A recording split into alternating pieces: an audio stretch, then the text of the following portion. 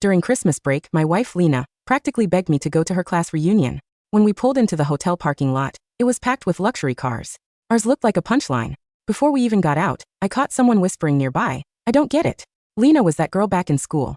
How'd she end up with a guy like Alex?" Lena heard it too. She didn't flinch. She just smiled and slipped into the crowd like I was part of the scenery. Inside, it was the same old routine. People comparing watches, bragging about promotions, laughing a little too loud. Lena floated from table to table, glowing under the lights, acting like she'd arrived alone. After dinner, Connor, the hotshot everyone used to worship back in the day, strolled right up and took Lena's hand like it belonged to him. "Alex," he said, loud enough for half the room to hear. "I want your wife. Name your price. She's mine." I didn't explode. I didn't throw a fit. I just laughed. "You two might want to think twice," I said. "Divorcing me is going to cost you a lot more than you think." Connor leaned back, twirling his car keys like he was on a stage. "Long time no see. Your negotiating skills have improved." His grin widened. "Consider the money a thank you for babysitting Lena all these years. You think you can scare me with consequences? Do you even know who I am?" Before I could answer, Lena pressed herself against him, perfectly made up in a bright red dress, suddenly playing soft and fragile like she needed rescuing. "Alex," she said sweetly, "just take the money. It's better for everyone." I watched them, the two of them wrapped up in the same smug little performance, and it clicked. So that was why she'd been calling me nonstop lately, pushing, insisting, acting like the reunion mattered. This wasn't nostalgia. It was a setup. She teamed up with the school's golden boy to corner me in front of an audience. I smirked. "So you planned this whole thing?" Lena's expression sharpened. "What are you talking about?"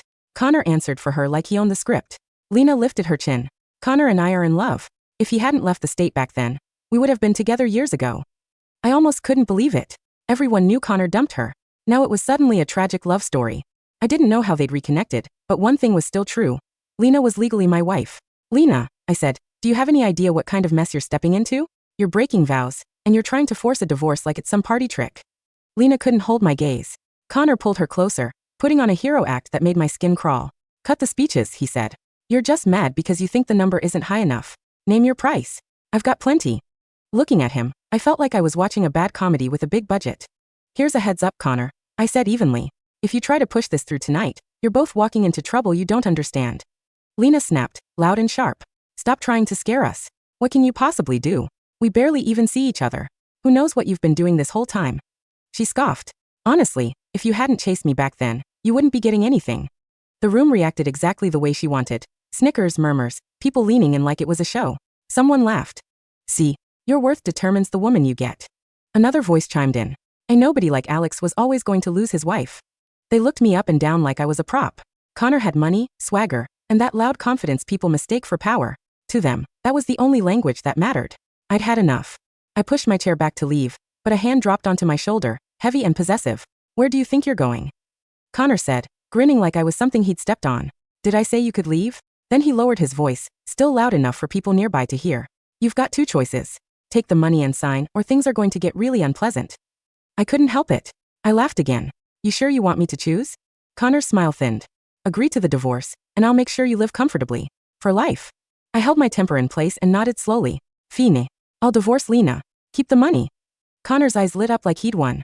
"But," I added, "I need to make a phone call first." He burst out laughing. "You think you're important? This isn't a negotiation. Call whoever you want. You're getting divorced tonight." "Got it." I met his eyes without blinking. "I told you I'll divorce her, but I need approval from higher up. This isn't only my decision." His face darkened. For a second, it looked like he might actually lose control, but Lena slipped in quickly, stroking his arm. "Babe," she murmured, "be the bigger person. Don't sink to his level. Let him make the call." She turned to me with a smug little smile. "Alex, I'm warning you. No matter who you call or what you say, I'm getting this divorce today." And that smugness hit harder than the insults. I thought I treated Lena well. I handed over my paycheck every month. She never worked, never worried, never lifted a finger at home. She shopped, played cards, complained, and somehow still acted like I was the one failing her. In that moment, whatever feelings I'd been clinging to finally snapped. "Lena," I said quietly, "don't flatter yourself. I'm not trying to change your mind. I'm just disgusted." Connor scoffed, still performing for the room. "You're still acting tough. You'll be the one with regrets." I waved him off like he was background noise. "Fine. That's all I needed to hear." I pulled out my phone and called my right hand. "Hey," I said. "It's Alex." Maya picked up instantly. "Boss, what's going on?" "I need you to listen," I said, and I laid it out quickly. The reunion, the pressure, Connor trying to force a divorce in front of everyone, and Lena smiling through it like she'd rehearsed it in the mirror. On the other end, I heard a sharp sound, like something knocked over. Then Maya's voice turned cold. Where are you? I gave her the location. Connor snatched the phone from my hand. Listen, he snapped into the speaker. I don't care who you are or what your relationship is with Alex. I want his wife, and nobody's stopping me. Stay out of it. There was a brief silence. Then Maya said very slowly, You're forcing Alex to divorce Connor? Connor didn't catch the weight in that pause. He stayed cocky, loud, certain the world worked the way he wanted it to. Yeah, he said. That's right. In this city, there's nothing I can't get. One woman, please. Who's going to stop me? Then he tossed my phone to the floor and ground it under his shoe like it was nothing. Call's done, he said. Now keep your word. Lena stepped forward, arm hooked around Connor's, and handed me a stack of papers. Everything's ready, she said. Sign. The moment I saw the documents, how prepared they were, how polished and complete, I felt my last doubt evaporate. This wasn't a sudden decision. This had been in motion for a long time. I didn't hesitate. I signed my name and handed the papers back. Lena stared at me like she couldn't process it. Alex, what is this supposed to mean? I looked up, calm and ice cold. What? Isn't this what you wanted? I signed. Now you're upset. Her face flushed. Fine. I'll sign. Like anyone cares about you. She signed immediately, fast, angry strokes, like she couldn't wait to erase me. 5 years reduced to ink. I didn't feel grief. Just relief. Done, I said. She's yours. Can I go now? Wait. Connor stepped into my path, smiling again. Your part's done. Now it's our turn. I narrowed my eyes. His expression turned uglier, more personal. That goody two-shoes who reported me in college, he said. That was you, wasn't it? If it weren't for you, I wouldn't have gotten shoved out of the programs I wanted, and Lena wouldn't have been stuck with you. He leaned closer. For years, all I thought about was payback. Then Lena told me the truth. He slammed his palm on the table. I've waited a long time for this. I smiled, small and steady. Yeah, I reported you. And I don't regret it. The room flickered with tension, people holding their breath. You were always starting fights, I continued. People got hurt. If I see that, I report it. Every time. Connor's jaw clenched. Good. I like that attitude. You know why I made sure you came here today? This isn't just a reunion. He snapped his fingers. A group of large men in dark suits filed into the room, quiet, trained looking. Not classmates. Not friends. The air changed instantly. I leaned back and tapped 2 fingers on the table, calm on the outside even as the room tightened around me. Connor, I said. Last chance. Think carefully. If you try to touch me tonight, the consequences won't be something you can buy your way out of. The crowd buzzed, half terrified, half thrilled. Did you hear that? Someone whispered. Alex thinks Connor can't touch him. Another laughed nervously. And nobody challenging Connor? This is insane.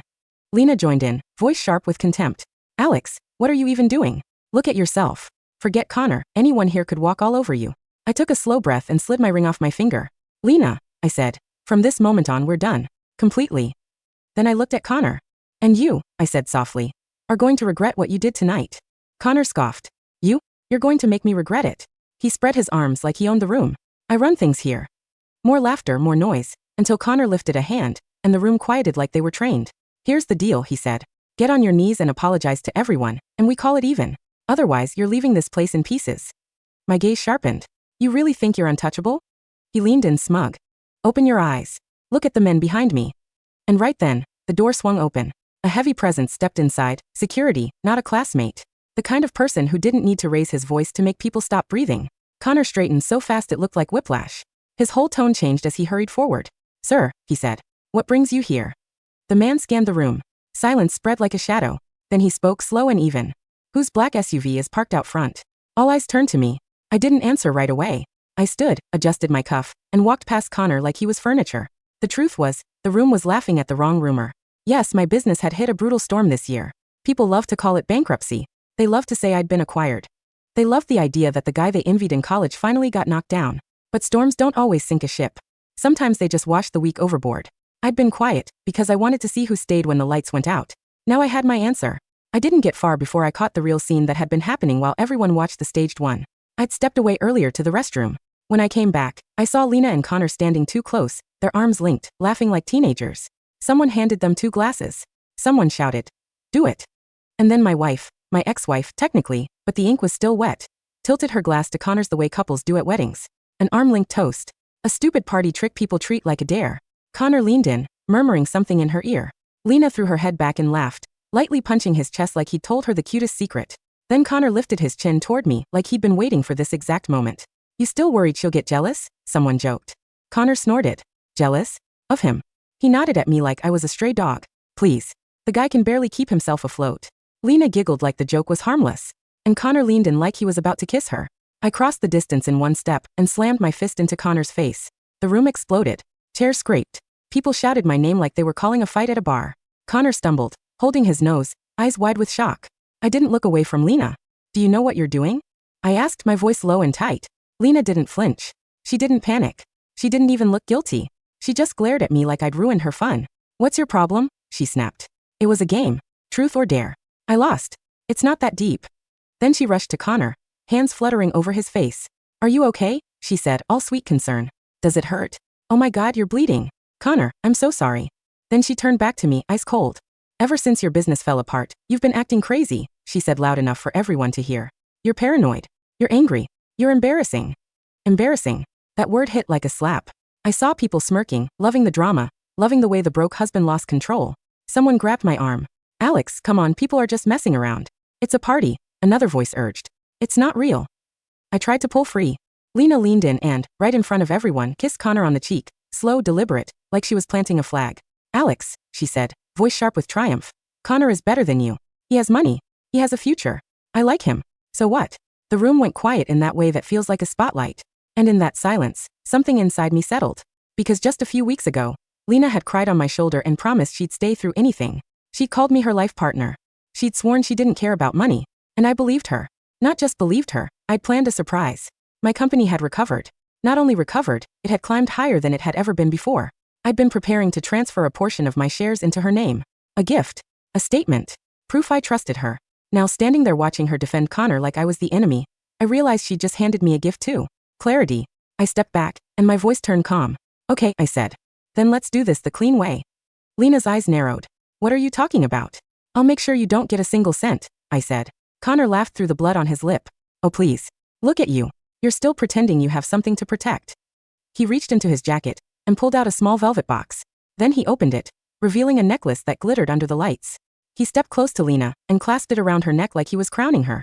You liked it last time, he murmured. Lena's eyes went shiny. She nodded hard, swallowing emotion like she'd just been chosen. Connor turned back to me, smiling like poison. Don't worry, he said. I'll take care of her.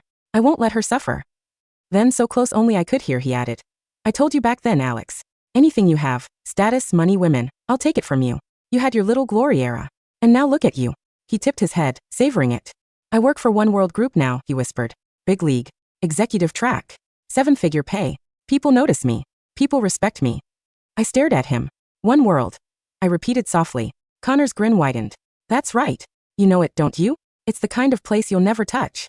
Meanwhile, you're headed for sleeping in your car and begging for change. He laughed under his breath. I laughed too, because that was my company. And Connor had no idea who he was talking to. I didn't argue.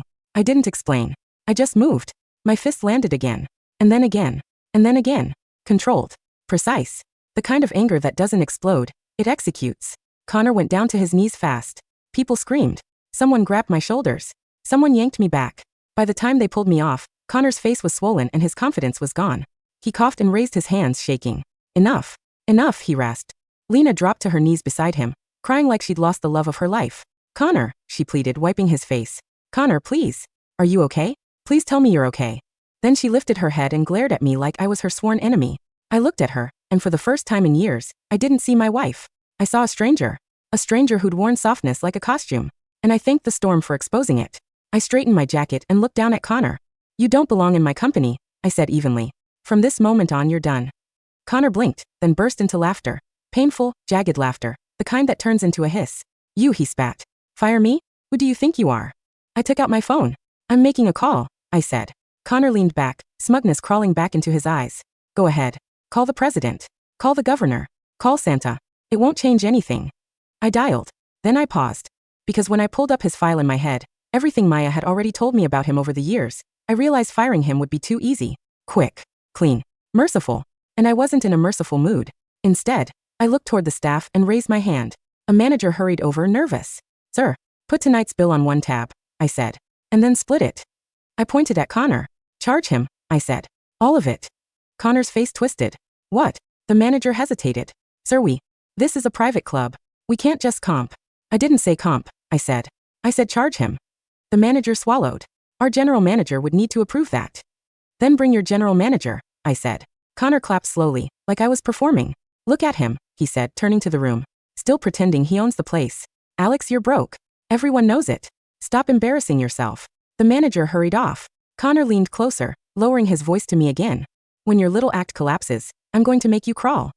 He stepped back and spread his legs slightly, smirking. You want to walk out? He said loud enough for everyone to hear. Sure.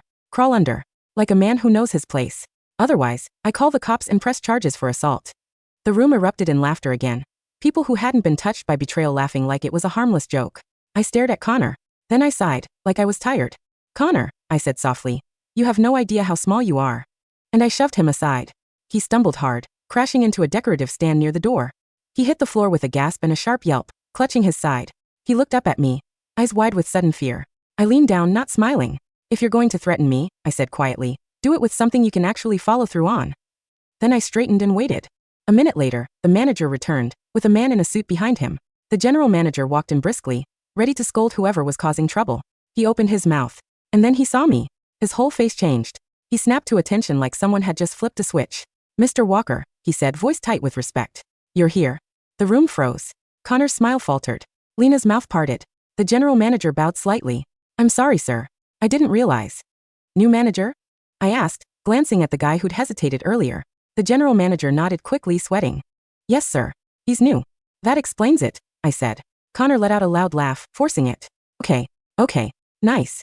You paid someone to play along. Goo. The general manager's eyes flicked to Connor, confused and offended. Then he looked back at me, like he didn't know if he was allowed to breathe. I turned to Connor. You said you made 7 figures, I said. You said you love showing off. I nodded toward the staff. Bring the card machine, I said. Tonight's total. Every cent. The staff moved fast now, too fast for Connor to keep acting like he was in control. The number flashed. Connor's face went gray. Lena's eyes darted like she was watching her fantasy crack. Connor swallowed. This was supposed to be split.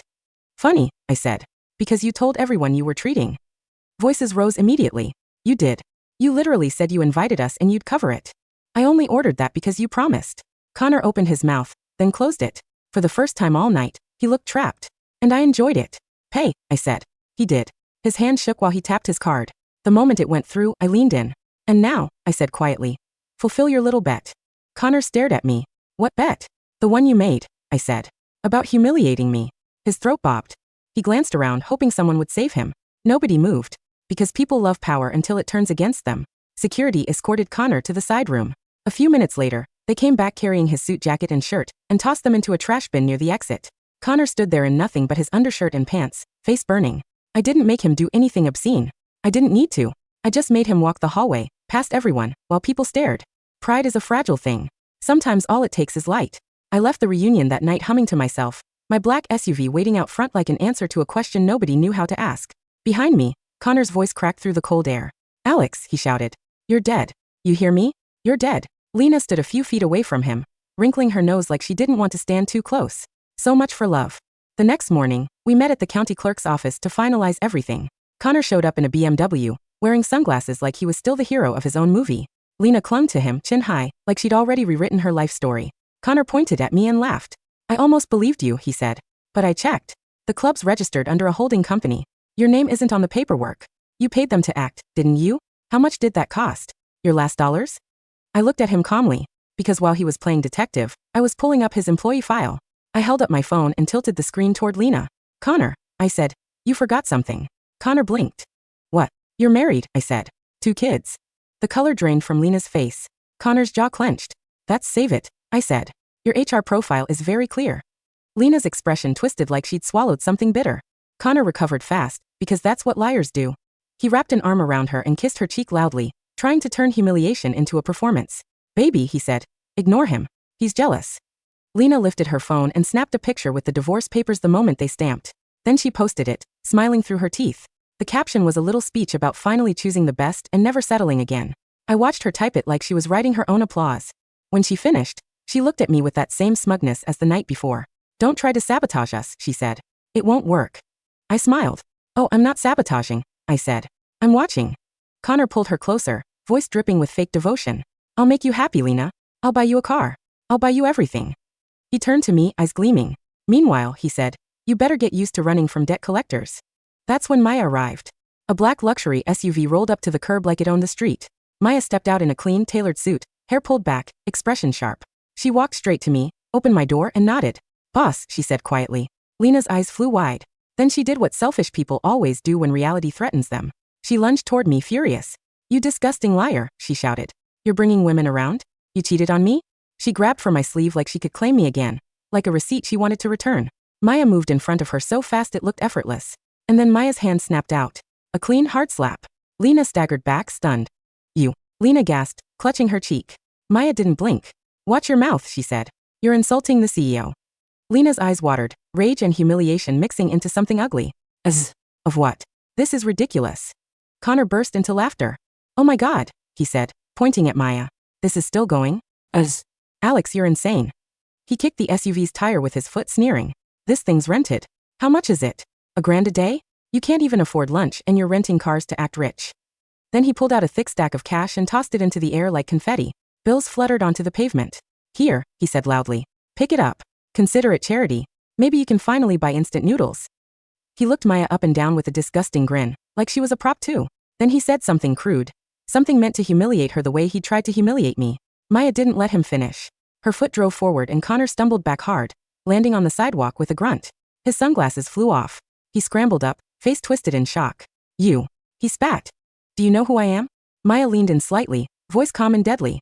Yes, she said. You're an employee with a file. Then she glanced at me. I nodded once. Teach him manners, I said. But don't do anything that'll make paperwork complicated. Maya didn't smile. She just moved. 5 minutes later, Connor was on his knees, hands up, begging. The cash lay scattered around him, useless. Lena stood frozen, trembling like her brain couldn't decide which lie to cling to. I stepped into the SUV and sat back. Maya got into the driver's seat, eyes forward. Next week, I said quietly. Check the guest list for the annual gala. Make sure Connor's name is on it. Maya's fingers tightened on the wheel. You want him invited? I want him comfortable, I said. Comfortable people make bigger mistakes. Maya nodded. And Lena? I exhaled slowly. She'll come too, I said. She won't be able to resist. Maya didn't ask why. She already knew. I watched the city blur past the window, feeling nothing but a cold, clean patience. Because if Connor and Lena thought the reunion was a stage, they hadn't even seen the real one yet. A week later, the One World Group annual gala arrived. It was the kind of night that made headlines without trying. Executives, partners, boards, subsidiary presidents flying in from across the country, deals worth more than the buildings they were signed in. And Lena showed up like she was auditioning, hair curled into dramatic waves, bright red lipstick, a dress cut high enough to make her feel powerful and bold. I saw her from the shadows for a moment, listening. I heard the CEO is young, she whispered to Connor, excitement bright in her voice. And handsome. And insanely rich. There aren't even photos online. He's private. Connor chuckled, kissing her temple. Then you better charm him, huh? Lena smiled like it was a plan. He's going to be mine, she said softly, like she was talking to herself. Using Connor as a stepping stone to reach me. Even now, she thought life was a ladder made of men. Connor's arm slid around her waist. After tonight, he murmured, we're officially in the top circle. You'll see. They walked toward the ballroom like they belonged there. I stepped out from the dark a few seconds later and adjusted my cuff. Maya appeared beside me. Everything ready? I asked. Yes, she said. And the dress delivery? Delivered, I said. Because the final piece wasn't Connor. It was Connor's wife. And she deserved to see the truth too. When Lena spotted me inside, her whole face tightened like she'd bitten a lemon. She marched over, furious and loud. What are you doing here? She hissed. You don't have an invite. How did you even get in? I looked at her calmly. I walked in.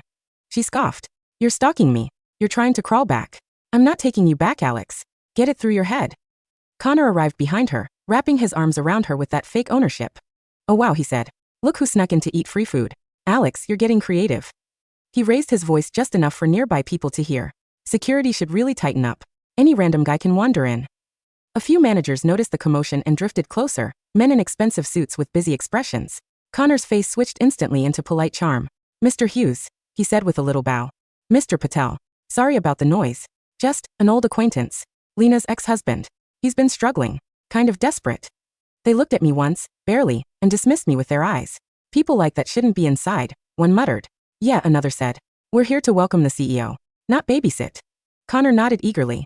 Exactly. I told him to leave, but you know how it is. Lena turned to me again, eyes sharp with contempt. If you ruin this night for Connor, she snapped. I swear I'll make you regret it. I didn't move. I didn't argue. I just walked past them. And I sat down. In the CEO's seat. The head table went silent like someone had cut the music. Connor's eyes bulged. He rushed over, grabbing at my sleeve. Are you insane? He hissed. That's the CEO's seat. He spun towards security, shouting. Guards. Get over here. Drag this guy out. Lena stared at Connor like he was the bravest man alive. Baby, she breathed. You're so amazing. Maya arrived with 2 bodyguards. She stepped between me and Connor and lifted her chin. I'd like to see someone try, she said. Connor's mouth twisted. You again? You're really committed to this acting gig, huh? Alex, how much did you pay her? I'll pay double. He reached for his phone. Maya's hand moved faster. Another slap. Connor hit the floor. The ballroom gasped. Connor looked up, enraged. You're done. You're finished. Do you know what happens when the CEO hears about this? He'll destroy you. Maya didn't even look at him. She looked at me. I checked my watch. Then I spoke. Voice calm enough to slice. Call Jared, I told Maya. Move the schedule up by 1 hour. Connor burst into laughter from the floor. Did you hear that? He shouted to the room. This guy thinks he can change the gala schedule. The time's been the same for years. Lena grabbed my arm, trying to yank me up. You're sick, she spat. You're humiliating yourself. Maya knocked her hand away like it was nothing. Touch him again, Maya said. And you'll be removed. Connor staggered up, pointing at me, voice louder now. Everyone look, he yelled. He's pretending to be the CEO. This is what happens when a man loses everything. He starts living in fantasies. I leaned back in the chair and said nothing, because the truth doesn't need to shout. It just needs to arrive. 30 minutes later, the ballroom doors opened, and the room stood up without being told. A line of executives and presidents walked in, dozens of them, followed by the board. At the front was Connor's direct boss, Wes Klein. Wes's eyes found me instantly. His face went pale. He rushed forward and, without hesitation, slapped Connor so hard the sound echoed. Connor staggered, stunned. Boss, he croaked. Wes leaned in, voice shaking with fury and fear. You wanna die? Is that what you want? Connor's eyes darted wildly. What are you doing? He's a fraud. Wes slapped him again and shoved him down. Then Wes turned to me and bowed deeply. Mr. Walker, he said, voice tight. I'm sorry. I didn't control my staff. I'm sorry you were put in this position. The room went dead silent. Every manager who had ignored me now looked like they'd forgotten how to breathe. Lena's face drained of color so fast it was almost scary. Connor's mouth opened and closed like a broken machine. Mr. Walker, he whispered. No, that's. I tilted my head slightly. Connor, I said almost gently. You've been calling me broke for 2 weeks. I glanced around the room. And you've been calling me a fraud for 30 minutes. I leaned forward, elbows on the table. Do you want to keep going? I asked. Connor's eyes went glassy. This has to be a mistake. Wes's voice cracked. You don't get it because you're not important enough to see the real structure. The club? The holding companies? The privacy layers? He swallowed hard. Those exist for a reason. Connor shook his head like a child refusing to accept reality. I checked the registries. His name wasn't. Because you don't know what you're looking at, I said calmly. And you don't have access. I turned to Maya. She stepped forward and dropped a folder in front of Connor. It slid across the floor and stopped at his knees. Connor stared at it, trembling. I didn't raise my voice. I didn't need to. Connor, I said, you've been taking kickbacks. You've been moving money where it doesn't belong. You've been using my company's name like a costume to intimidate people. Connor's face twisted. That's not. Maya's tone was flat. We've already called it in. Connor's breath turned ragged. Lena finally found her voice. Alex, she whispered, eyes wide with shock. You're the CEO? I looked at her. And I saw the moment her brain rewrote the last 5 years, trying to figure out how to feel regret without admitting greed. Connor's gaze snapped to Lena, wild and furious, like she was the reason his fantasy collapsed. You didn't even know? He hissed at her. You didn't know who he was? He lunged. Hands shot out. Security moved fast. Connor grabbed Lena by the throat for a split second, pure panic and rage, before guards tore him off. Lena screamed, stumbling back, coughing, eyes wide with terror. Connor thrashed, roaring like an animal cornered. Police entered the ballroom and cuffed him while he spat threats into the air. Words half-formed, meaningless now. Wes didn't look at him again. He looked at me. I'll resign, Wes said quickly. Whatever you decide, I accept. I nodded once. Handle your department, I said. And make sure this becomes an example. Wes swallowed hard. Yes, sir. Maya turned to security. Remove Miss Carter, she said, using Lena's maiden name like a final cut. She's no longer a guest here. Lena's knees nearly buckled. Alex. Wait, she pleaded. I didn't stand. I didn't even look back. The gala continued. To everyone else, it became another legendary night. The CEO arriving early, the schedule shifting, a massive contract signed, champagne flowing, speeches polished. To me, it became the cleanest ending I could have asked for. Because betrayal is loud. And consequences are louder. When it ended, I left the ballroom and got into my car. I was halfway down the driveway when someone ran into the headlights and threw their hands up. The driver braked. The car stopped. Lena rushed up and slammed her palms against the window, sobbing. I lowered it a few inches. Miss Carter, I said calmly. What is it? When I really looked at her, I barely recognized her. Her face was swollen like she'd been in a fight. Makeup smeared. Lips split. She flinched at the cold air, then forced herself to speak. Alex, she said, voice shaking. I'm sorry. That night, I was out of my mind. I was jealous. I was stupid. I've always loved you. She swallowed hard. I got hurt, she added quickly, like it was proof she'd paid for her mistake. Connor's wife, she found out. She did this to me. I learned my lesson. Please, just give me one more chance. I watched her. I remembered all the moments she'd chosen Connor's side without hesitation. The way she'd defended him. The way she'd laughed. The way she'd called me embarrassing. I smiled slightly. You said one more chance like you didn't already spend them, I said. Her eyes filled again. You're not blameless, she snapped suddenly, anger flashing through the tears. You hid everything from me. You let me believe you failed. You didn't trust me. I opened the door and stepped out. My voice stayed calm. I didn't tell you? I said. Or you didn't listen? She blinked. I told you the club was mine, I said. You laughed. I told you I still had power, I said. You didn't believe me. I told you people were wrong about me, I said. You sided with Connor the second he waved money in your face. Her lips trembled. You didn't want truth, I said. You wanted a guarantee. Then she whispered, desperate. I'm pregnant. The words hit like a cheap trap. My mind went still. Then I exhaled slowly. We haven't been together in months, I said. So no, whatever that is, it isn't mine. Lena's face twisted. And then she did something that would have been funny if it wasn't pathetic. If I fix it, she said quickly, eyes shining with hope. If I get rid of it, then you'll forgive me, right? We can start over, right? And I realized something ugly. It wasn't love. It wasn't remorse. It was bargaining. I shook my head once. You need help, I said quietly. Not another husband. Then I stepped back into the car. As we pulled away, I saw Lena collapse in the headlights, sobbing like the world owed her mercy. In the weeks that followed, I got updates I didn't ask for. Connor's arrest turned into a full investigation. The paper trail was long. The consequences were heavy. Lena's new life collapsed faster than it had been built. She'd burned bridges everywhere and called it confidence. And when the smoke cleared, she had nowhere to stand. One afternoon, Maya sat across from me with a tablet in her hands. Boss, she said carefully. You should know. Lena's situation has gotten worse. I didn't look up. Don't. Maya paused. She's been pulled into a lot of fallout. Debt. Bad people. Hospital visits. I said don't. I repeated, calm but final. Maya closed the tablet. Silence filled the office for a moment. Then she cleared her throat gently. Also, she said, we closed the new deal this morning. That got my attention. How much? I asked. Maya's eyes flicked up. 10 figures. I leaned back slowly, feeling that cold, familiar satisfaction settle in. Good, I said. Your bonus doubles. Maya blinked. Boss. You earned it, I said. And I like competent loyalty. That night, I stood in a robe by my floor-to-ceiling windows, watching the city glow beneath me. The skyline was beautiful from up there. Also lonely. A soft presence approached from behind. Maya's reflection appeared in the glass, quiet and steady. You okay? She asked. I stared at the lights, the moving cars, the tiny lives that thought money was the only kind of power. I'm fine, I said. Then after a beat I added, I'm just done. Done being surprised by people. Maya didn't rush to comfort me with empty words. She simply stood there, shoulder to shoulder, close enough to feel real. And for the first time in a long time, the silence didn't feel like punishment. It felt like peace.